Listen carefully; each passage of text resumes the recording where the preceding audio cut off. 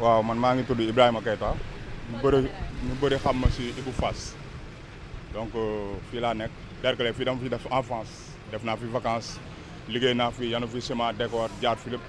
donc dëkkandoo Derklé ñoo nekk ni si ginnaaw Cité Marine Khady Yàlla Grand Yoff ñëpp dañ ñëw wuy si quoi parce que dañu woote help ñu ñëw pour help famille Diallo ndax ñu ñëpp si famille bi lañ bokk donc loolu moo ñu fi indi tey ndax dañu waroon def marche mais comme xam dañu xaw a tardé nee nañ maire bi bougé na dañ koy reporté comme lii tey ñu ñëw wax lu ñu fi indi après ñu def li ñuy def marche bi. waaw mbir mi ni ñu ko gisee mooy métti na ba fu métti yam ndax ki def lii moom si boppam grand bi sama grand la dama ko estimé woon vraiment mais là il m'a déçu quoi ndaxte lii nii vraiment bu doon doomu aadama ak xelam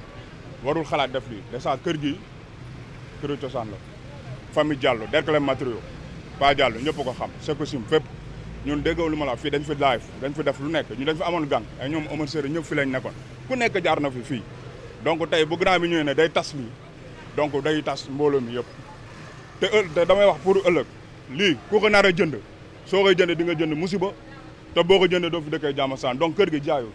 il n'est pas à vendre pour mu leer donc loolu dañ ñëw pour wax ko di woo nag autorités yi gis nga ginnaaw kër gi si ginnaaw Macky Sall fii la dëkkoon Marème Faye Sall ñoom xasila nañ fi xam nañ bu baax li may wax dañ leen di woo si njëkk ak teranga ak maire rek ñëpp comprendre ñu ñëw atte xeex nag moo gën ñu ñëw di constater ay mort lu leer laa lay wax nag te li may wax ni daf je pèse bien mes mots lii nii kenn du ko jaay jàmm la ñu woote di marche pacifiquement def ko jaarale ko yoon bu ñu jëlee yoon bi teg fee ñun tamit dañuy jël yoon teg fële moo tax ma naan autorités yi na ñëw atte xeex moo gën ñuy ñëw constater ay mort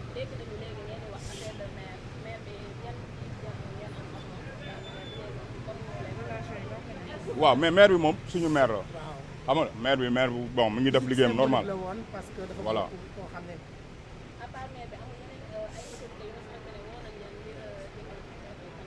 si ñu bëri ñu ngi leen ñu Adama Faye ñoom Mimi Touré ñoom ñëpp woo nañ leen xam nga ñoom Papa Ale ñoom ñëpp woo nañ leen képp ku ci mun dara amul xaajat seen kii wala kële amul nguur amul opposant képp ku ci mun dara na ñëw dugal si loxoom parce que tamit comme dañu woote jàmm na ñëw ñu def jàmm parce que jàmm moo gën ay donc bu weesoo nag jàmm ñoom ñëpp kenn defu ci dara ba waa ji continuer li muy def ñu tamit dañuy continuer li muy def te mun na dem fu nekk nag voilà ndax kër gi ñun duñu bàyyi ñu koy tasare nii famille bi ñun fii lañ ba ñu nekkay boy bu ndaw ba nii gis nga ñu ñoo fi nekk ñu si ginnaaw ñëpp xam nañ fii ku si nekk foo nga fii voilà kon du ñu bàyyi ñëw benn doomu aadama ñëw bëgg tas yaakaar doomu aadama quoi. Alassane Diallo aka boss man sax maay booy Ibou Fass yaa ma yar si kaw yow yàgg nañ fi lekk cere ak soow si kaw reer nañ fi xoslu nañ fi fanaan nañ fi yanu nañ fi ciment décoré nañ fi def nañ fi lu nekk dama lay wax grand nga teg sa tànk aduna jarul lii aduna dafa gudd tànk te dara yàggatul démb rek barki démb jaale nañ fi sama benn copain ñëw nañ fi jaale muy maam Cheikh Oumou Thiaw si ginnaaw gis nga ñëpp kon aduna amul solo tegal sa tànk nga ñëw ñu waxtaan am yàbb bu fekkee morning la nañu calculer xaalis bi loo leen ko nar a jaayee ñu calculer njaboot ku nekk li nga ciy am ñu transé ko jox leen seen part ngeen bàyyi ñu dëkk ak jàmm ak salaam donc loolu mooy jàmm ji ñuy woote loolu soo ko mënee ok naa soo ko mënu nag foo woote ñu dem ci man dégg naa da am na ak sërëm ñu mu àndal comprends 6 personnes la te ñi ay 27 lañu donc bu doon assemblée sax ñuy def vote loi majorité mooy gagné loolu leer na donc 6 personnes ak 27 personnes donc 21 yi d'accord ñu voilà donc peut-être dafa am règlement de compte moom si ginnaawam loo xam ne xeenam la wala daf ko mere famille bi mais loolu kiiwam la quoi mais lii famille lumb la même bu dul famille bi ak ñun ñu fi jaar ñun dañ fi def jaar mooy li ma la dama fi def en face man ak samay moroom ak moroom daan fi suñu doole comprendre donc ñun duñu bàyyi benn xam nga benn bàyyi ñëw nar a pasare tas yaakaar njaboot geeg jarbaat yi ñoo xamante ni am na ñoo xam ne ñu ngi si kaw mënuñu ñëw mais ñu ngi woote ñu ngi def lu nekk comprendre donc ñun loolu la dañuy woote jàmm Alassane Diallo tegg sa tànk nga ñëw nit ñi waxtaan ak yow amiablement ñu tracé ku nekk am jàmm moo gën ngay def li amul sens quoi mais koy waxtaanal mooy koo gis boo ko woo ma grand bi dafa ma rusoon ma rus ko comprendre loolu da ba ma koy yëgee yàggul sax dama ajouté Facebook dama ko zappé parce que man du ma naa fekk quoi mënu ma ñëw di cuuc fii di cuuc fële quoi fenn laay mën a cuuc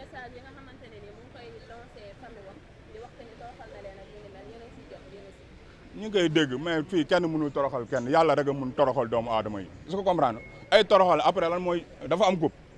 est-ce que am na trophée mu toroxal ñii ñëw jooy ñii ñëw mais ñaan yooyu bu ñu ko ñaanee la sa xajul si moom doomu aadama kese la mën a sama waay déggoolu ma la fii jàll nañ fii ñaari doomu aadama yoo xam ne dañ ñu jege donc aadama bi dara jaru ko waaw message bi muy mujj a lancé mooy message la paix avant tout donc Alassane dañ lay woo si jàmm ñëwal ñu waxtaan ñu teg taabu xam nga loo ci mënta am wala loo leen soxla ñu tracé bu dee lii la ñëpp d'accord si ñu jox leen ko muy seen xaalis ngeen bàyyi ñii ñu dëkk si jàmm ak salaam quoi loolu mooy jàmm ñu quoi mais nag lépp lu mu mën mun nañ ko quoi mais balaa ñu yegg foofu nag ñu woote jàmm ba pare quoi. man Fat Diallo laa tudd di kenn ci doomu paa bi waaw. li ñu fi dajale tey mooy waa koñ bi ñoo ñëw indi seen soutien à la famille Diallo ngir xam nañ ne injustice bi ñu def tey ñu ñëw pour jàppale ñu ci waaw parce que ñoom ñëpp presque sam papa moo leen yar fii nii ci biir kër gi ñun dañoo màgg fekk fi suñuy grand ñuy néew fii ci kër gi di fi añ di fi reer di ànd ak suñu mag ji ñuy wax Alassane Diallo mu leen doon dajale ñoom ñëpp moo leen doon dajale fii si biir kër gi lu nekk sam papa di leen ko defal sam papa musul ñëw fekk ay xale yu góor wala ñëpp toogandoo mu ñëw di yóndu naan kii kal la wala kii kal la non non moom ku fi dugg rek jabootam nga waaw loolu moo tax tey bi waa koñ bi jógeen dañ ñuy jàppale ñun tamit mënuñu def ñun tamit lu dul ñëw fekk si leen si liñ ñuy jàppale.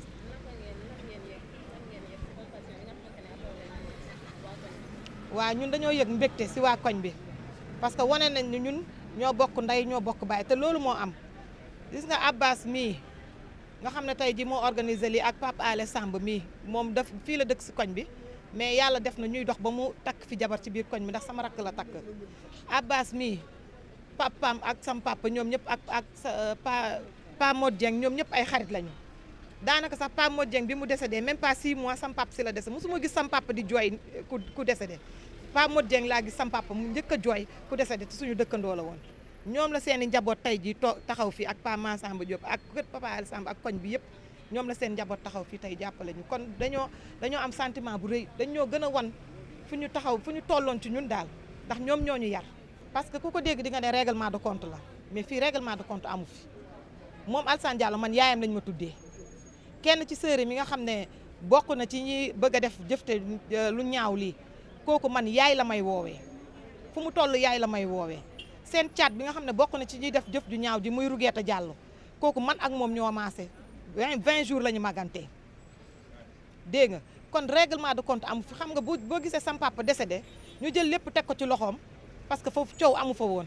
su fa coow amoon du ñu jël lépp di ko teg ci loxoom ne ko yaay taaw yaay jiite mënoon nañ ko ne yaay taaw jiitul mais ñu jël ku nekk maire sa doom ne la toppal ci moom mais defuñu ko kenn topp ko moom cundung la woon ak xaritam bi ñuy wax Thierno Ngom Amath Ngom. ñu jàpp ne procédure bi mu jaar dafa illégal ba egg si dafa illégal parce que sam papa bi mu décédé dañ ko jox suñuy photocopie carte d'identité pour mu defar certificat d'hérédité bi photocopie carte d'identité yooyu ànd ak signature moom la def procuration ne ñun ñoo ko mandaté il est le seul nu mu tuddati il est le seul responsable de la famille moom lañ jox yëpp moom lañ ko mandaté ci procuration boobu la amee li mu am.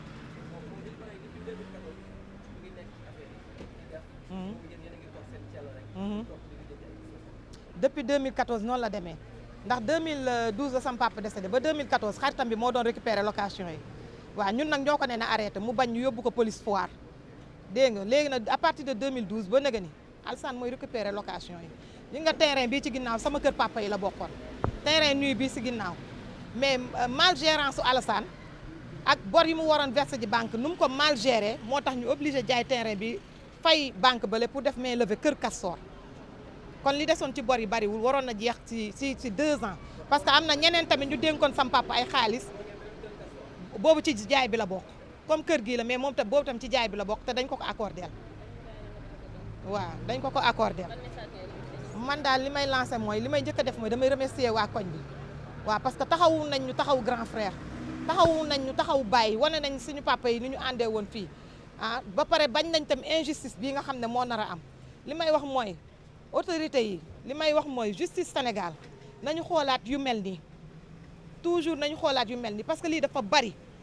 famille yu bari dañ koy jooytu man lii à vous de juger laa ko doon gis ak keroog famille waagu ñaay bi ñoom laa doon gis lii mais musuma woon xalaat lii dina retourner ci ñun parce que xalaatuma ne ñun am nañu loo xam ne dinañ ñu mën a def loo xam ne wala ay papiers yoo xam ne dinañ ko mën a falsifier ba yóbbu ko ci ñoom mais ñoom tamit xam nga papiers yu ñu leen wan rek la ñu mën a sukkandiku pour def yu mel nii mais yenn saa yi tamit dañuy doxal enquête waaw parce que bu Alassane déclaré foofu ne ñun ñu ngi xeex ñu ngi xuloo bañ accordeel ko loolu waroon nañu enquête xool ndax dañuy xeex wala xuloo dugg ci koñ beeg yooyu laajte fii koñ bi koo fi dugg dinañ la wax ñun xeexuñu guddi xeexuñu bëccëg ñun ñëpp ñu ngi ànd lu ñuy wax nag mooy suñu kër jaay ñu ko tey jaay ñu ko suba dañ cee teg suñu bakkan yii lañ ci teg su fekkee kër gi am na ku ko jënd li ñu wax la ñuy waxaat di nga jaar suñu kaw nga rey ñu mbaa nga tuur deret waaye fii kenn du fi dugg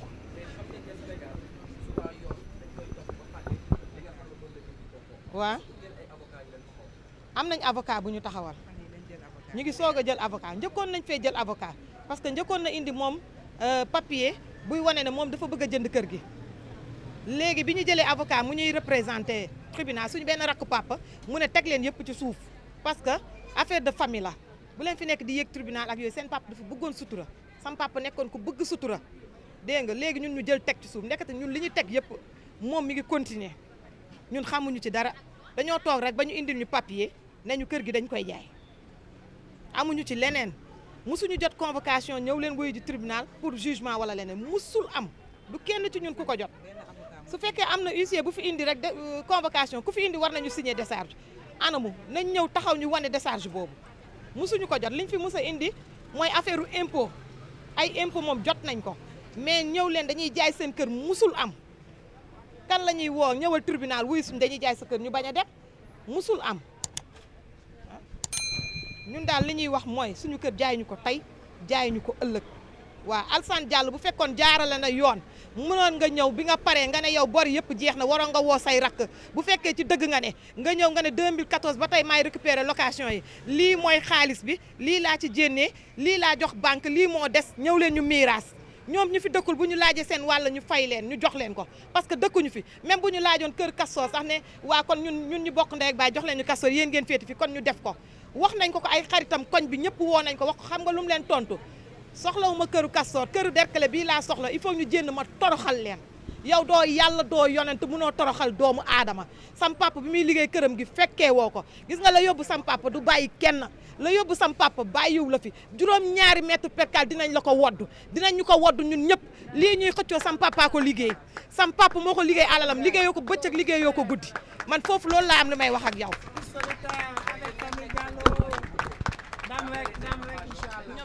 ñëwal yeggal ñun dëkkuñu fi ñun ñëpp dañoo sëy ji malgré que ay jigéen lañ sam pap bi mu décédé ba tey suñu mag yu góor yi yàlla moo def seeni loxo jotu seen ginnaaw ñi fi nekk ji ci kër gi seeni loxo jotu seen ginnaaw ndax même rakkam bi mu bokkal ndey ak baay dafa dem chantier moo tax lii yëpp fekk ko fi métti lu na ko nag beneen rakkam bi ñuy wax Ibrahima Diall tamit mi ngi fële nu mu tuddati Italie am na beneen rakkam bu mu dugaloon kooku tamit dafa métti lu lii mais du ma wax tur waaw léegi ñun sam pap bi mu décédé ba tey ñun la deseem ñun ñoo def yow Alassane Diallo yow waxal ndax sa kasanka baay yaa ko jënd yow sa kasanka baay sax jënduloo ko yow sa kasanka papa sax da nga kaa fayeeku ci sama xaalisu papa sa kasanka papa sax da nga kaa fayeeku ci sama xaalisu papa ñun ñoo def sama dese papa ñoo cotiser fii ñun jigéen ñi suñu jëkkër yi yónnee ñu xaalis ñu cotiser camion ration lañ fi wàccee téye suñuy yaay ba ñu summi teeñ ñi ñun ñoo leen yore yow am nga loo wax Fama Diallo boo nekkoon mag yow Fama Diallo ngay taw woo nañ la ñun woo nañ la Fama Diallo ci jàmm nga ne yow lu Alassane Diallo wax nga wax sam papa fii koñ bi yéen ñëpp a ngi may dégg ku ci nekk ci yéen Alassane Diallo indi na saak indi ay papier di la wan naan la paa bi am na bor fii paa bi am na bor fii est-ce que yéen mos ngeen dégg kenn ci ñun ñëw dugg ci benn kër ne leen sam papa am na bor wala ñun ñoo def lii c'est la première fois amuñu lu ñu neex ak lu ñu gënal dañoo xam ne bu ñu noppee woowuñu presse bi suñu kër dañ koy ñàkk lii xeexuñu ko ngir alal bu doon alal la ñu bàyyi ñu jaay ko mais suñu patrimoine papa ak suñu souvenir fii lañ juddoo ñun ñëpp duñ ko bàyyi ñu di ko yàq suñu mag bi ñuy wax Fama Diallo moom ak Alassane Diallo ak Rougui ak Acha ñoom ñoo ànd ci lii Fama Diallo ñun avisé nañ ko woo nañ ko ne ko yaay mag bor yi jeex nañu nan la ñuy yëraasee mu ne sama kàddu Alassane Diallo laa ko jox lu mu wax loolu laa wax lu mu def loolu laay def ñoo ngi nii dañoo sonn bi ñu yëgee affaire ba tey dañoo changé ñun suñu jëmi bopp lekk ñu naanu du ñun de ñun ñëpp ñu ngi suñu kër mais suñu yaay yi ñu bëgg a toroxal suñu rakk yi ñu bëgg a toroxal suñu mag yu góor yi ak seen doom yi fi nekk suñuy neveu ñëpp ne fi ñu bëgg ko toroxal sama papa mi nga toroxal ci bàmmeelam yow bu la jigee nga xam ne yaay mbër yow Alassane Diallo yow Rougui ñun ñoo la gën domine soo déggee ñoo la gën domine parce que ñun suñu xol dafa rafet xol bu rafet mooy gën domine ñun ñoo leen gën domine fuuf ndax luy nekk yéene nañ leen ko ci lu baax fu ñu leen gis taf nañ leen suñu dënd gi ndekete yéen ak ñuy war xam ngeen bu baax li ma wax lu baax li ma wax xam ngeen ko su ma yeggalee damay wax musiba. man damay wax ni suñu papier kër dafa nekk si loxo yoo xam ne wóorul moo tax tey déedéet non awma lu may nëbb lu tax tey ñu xëy woo presse bi c'est parce que njuuj njaajkat bépp bu yeewoo ci dëkk bi ñeme woo presse Sénégal parce que doxuñu si lu ñaaw looloo tax ñun ñu woo presse bi suñu papier kër nekkul ci loxo yu wóor tey kër gi buñ ko jaayee dinañ gis talaatay ndeer en 2021 dinañ ko gis man sëtu Ali mi ci talaatay ndeer man maa wax loolu tey kër gi buñ ko jaayee ci 2021 bi dinañ gis talaatay ndeer en 2021 dinañ ko gis loolu rek laa am du may wax suñu papier kër nekku ci loxo yu wóor nekku ci loxo yu wóor na ko ñëpp xam si loxo yi notaire la nekk si notaire la nekk xaw ma ndax ñu ngi complot xaw ma ndax complot wuñu mais bépp notaire bu gëm yàlla bu ne bu nit ñëwee ne lee lii kër famille la nga xam ne kii turam nekku si famille lëmb la wëral famille boobu ñu toog ba xam ndax dañuy jaay kër gi wala jaayuñu ko waaye nga xëy ay papier di wàcc si yow nga naan famille bee ko d'accord famille bee ko d'accord ba papier bi fi ñëw pour vente fii lañ ko affiché woon fii lañ ko yégee fii si buntu kër gi lañ ko doon affiché fii lañ ko yégee mu jóge ci notaire mu jóge si notaire moo tax papier yi si notaire papier kër paa bi si notaire la nekkoon banque UBA la nekkoon moo waral papier yi retrouvé wu tey ci notaire waaw turu notaire bi dinañ leen ko jox après notaire yi mu nekk dinañ leen jox tur yi ñoom ñëpp waaw mooy li sama rakk bi wax rek ak nit ñi wax ay suñuy carte d'identité yu mu yoroon pour papier héritage moom la jël falsifié am si procuration wam pour comme si que moom mooy représente famille bi yëpp fépp fu mu dem alors que gole puy de maa ngi koy wax nag bépp Haalpulaar tey jii Alassane Diallo taji endam dum dee xersi nii boos àdduna fi nga ko fekk da fi nga koy bàyyi te kullu nafsi saaxatul mawte say progéniture ma ñu nga bokkoon traite fa la jëm kër gi liggéey ware sa bàyyi ko liggéey amal nag fooy nekk si àdduna te ñu la fekk nekkal nit nga jëlawaat sa xel si yàlla nga jëlaat ginnaaw te xam ne yàlla créé na weeru koor voilà créé aju mag créé lépp ngir dimbali jaam yi da nga def ni affaire de l'achat c'est la lâcheté parfaite.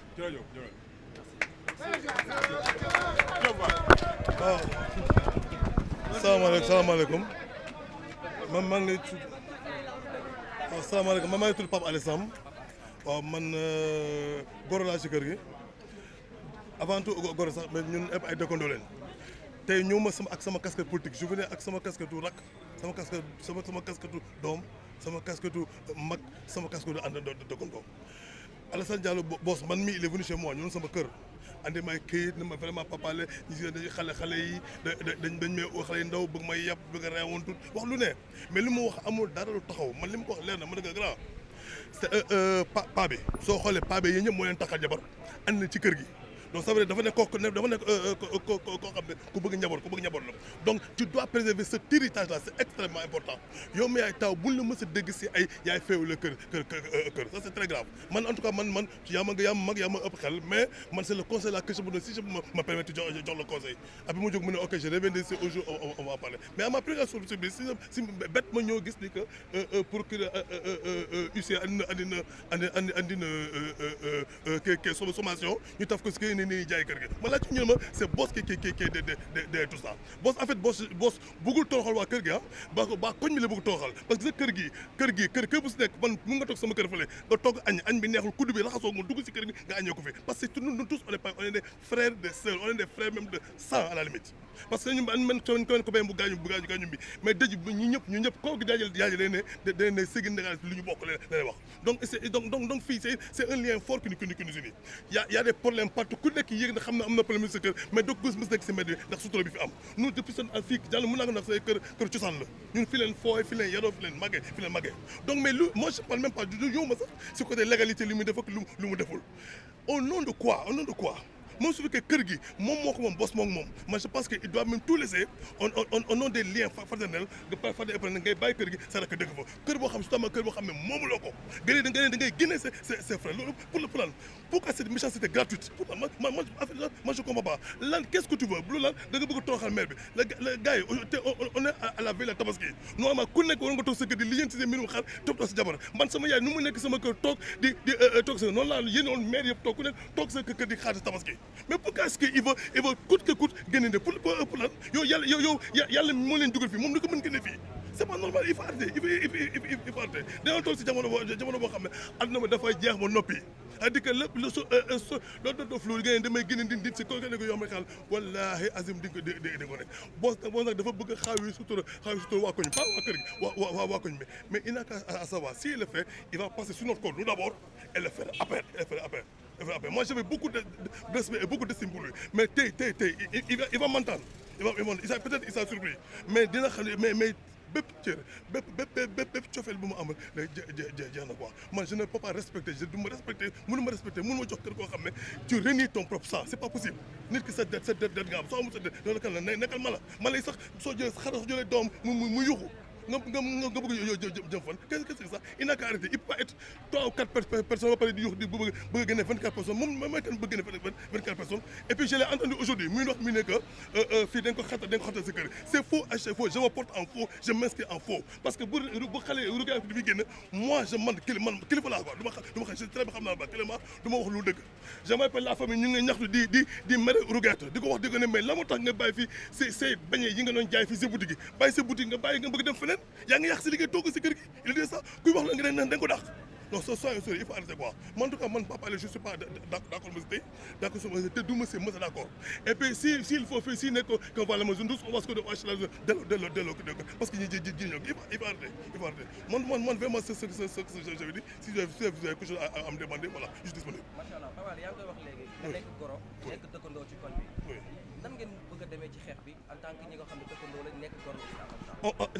le combat là on va mel sur 3 fronts il y a un combat juridique un combat psychologique et un combat médiatique sur tous les fronts de lu mu koy jarale su ko jaralee benn ne lu mu jaral ñu 1,2 milliard que ça clair on n'hésite pas sur les moyens ñun amuñu doole yàlla la ko mën waaye su fekkee day jaay lu mun doole ñu am na ñuy xam ne am na ñu mën si dëkk bi il faut arrêter jërëjëf allo salaamaaleykum wa rahmatullah maa leen nuyu kenn ku nekk sa tur sa sant maa ngi tudd Mohamed waa dëkk fii si koñ bi di dëkkandoo ak waa famille Diallo lii bu doon sax dafa yem ci mbiru famille rek ci wàllu héritage ñun mën nañ cee bañ a wax ndax famille bu nekk am nga problème mu familial yoo xam ci wàllu héritage la bu doon ñoom ñoo ci waxtaan juboo ñi d'accord ñu yóbbu ci yoon ñu yoon àtte sax d'accord mais lii injustice la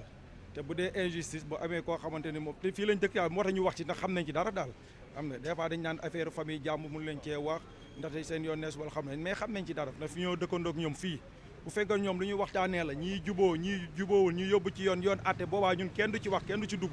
dañuy bàyyi na dañ naan yoon moo ko àtte moo ko dox mais lii dañoo xam ni ab njuuj njaaj la yaa ngi dégg ab njuuj njaaj la ak jaay doole la yaa ngi dégg ak def loo xamante àndatoo ci say famille ñëpp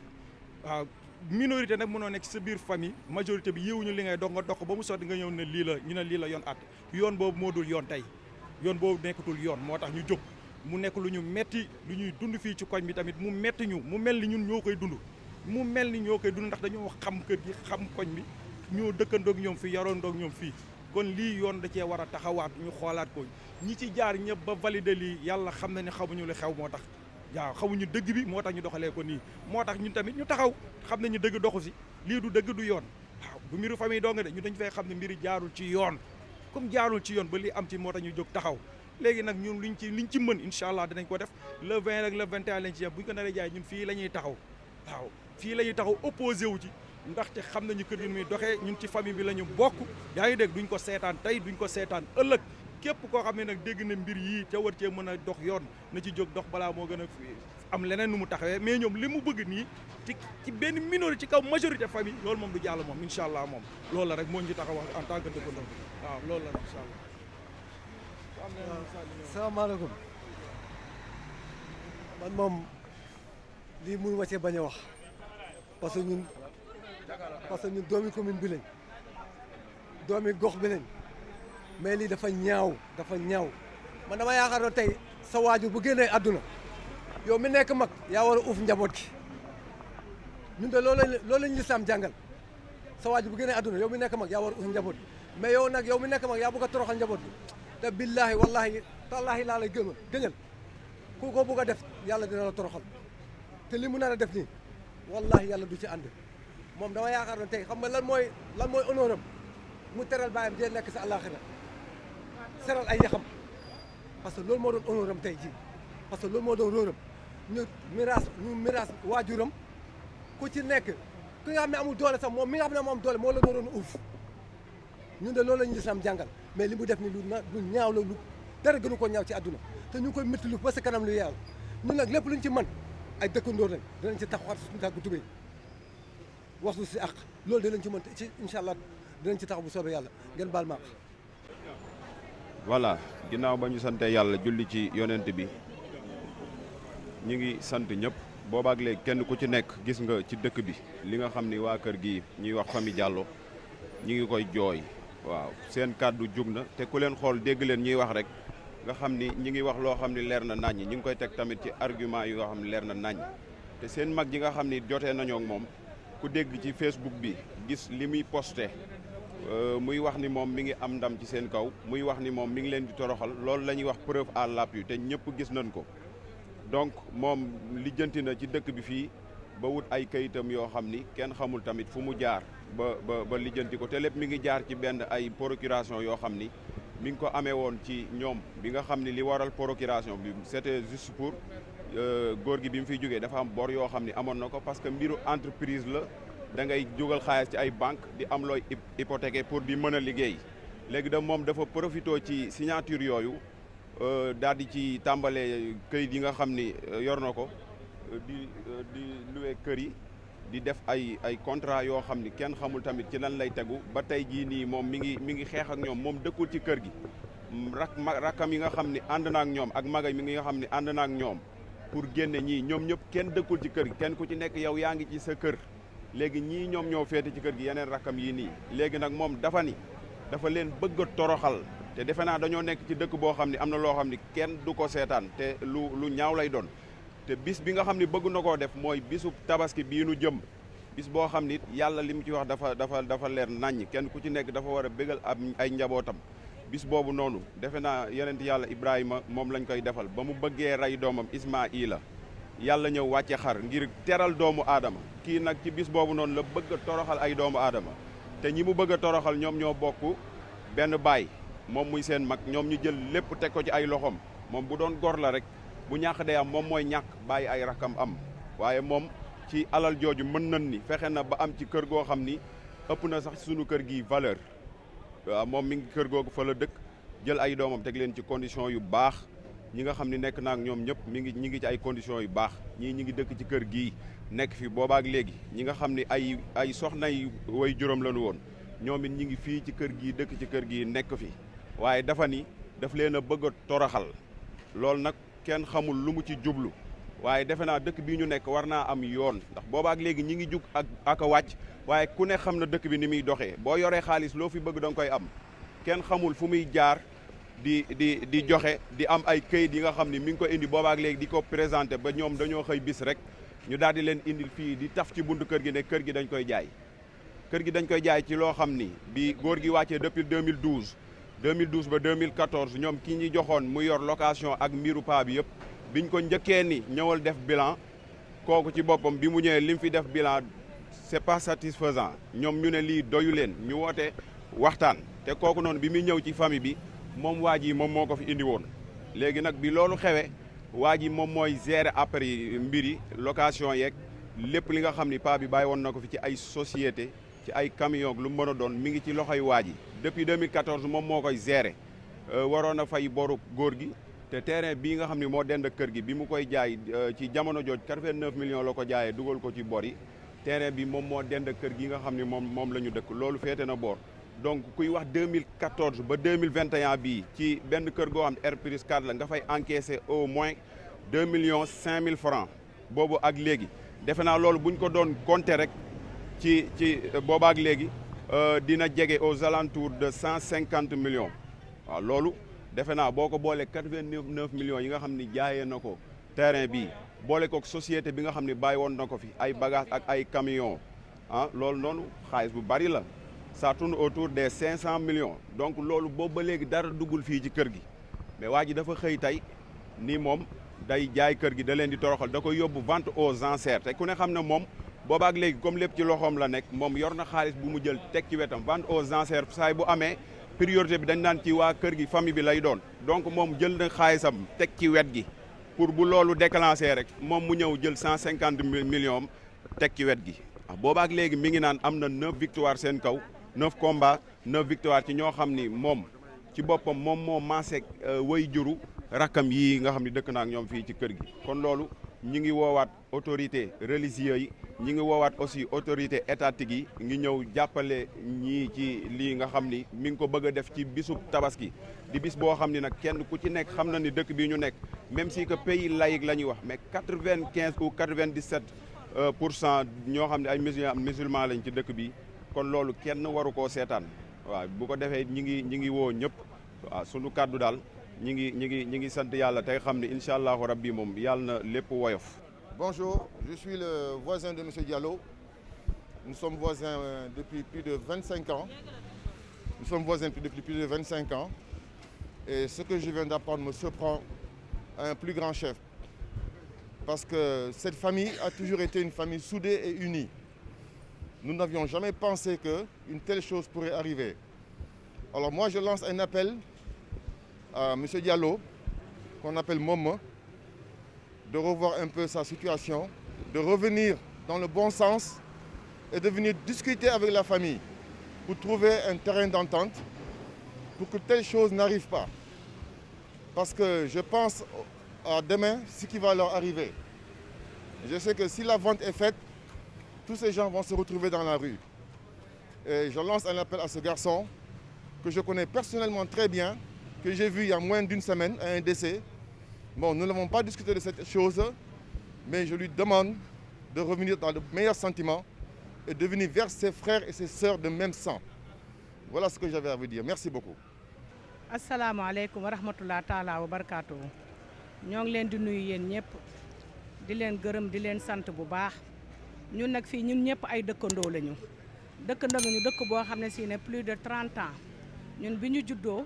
fii la ñu fekk suñu papa yi di ànd ñun ñuy màgg di ànd kër gi ñu taxaw tey musuñu fee atte histoire musuñu fee atte xuloo musuñu fee atte xeex jàmm la ñu dëkkee en parfaite harmonie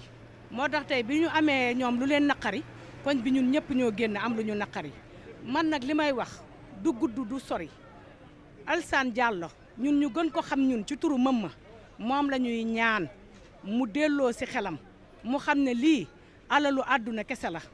fii lay yem ñun ñëpp dañuy dee ñun ñëpp sunu papa yi ñoo fi nekkoon sunu papa yi kenn nekku fi kenn nekkatu fi te ñoo ngi dëkk ba tey en parfaite harmonie nekk en famille ñun ñëpp kër yi yëpp presque seen sunu papa yi gaañu nañ mais ñun ñëpp ñoo ngi fi sunuy ñun seeni doom yi ñoo ngi fi ñoo ngi ci sunu jàmm sunu yaay yi nekk ci sunuy jàmm Mama Alassane Diallo lii alalu àdduna la bu la àddina jaral nag sa mbokk alxuraan bëggul kuy dagg mbokk alxuraan bëggul kuy dagg mbokk alxuraan bëggul kuy dagg mbokk delloo si waatal sa xel nga ñëw nga toog nga waxtaan ak say rakk yow yaay seen papa yaay seen yaay yaay seen lépp delloo si waatal sa xel nga ñëw nga toog nga waxtaan ak say rakk ngeen trouver solution bu rafet àdduna amul solo lii lépp day jeex da nga fàttaliku itam fi nga jaar ak sa papa ma tëdd àllaaxira fàttaliku loolu bu baax a baax mëm ma lii àdduna la ñëwal nga toog nga waxtaan ak say rakk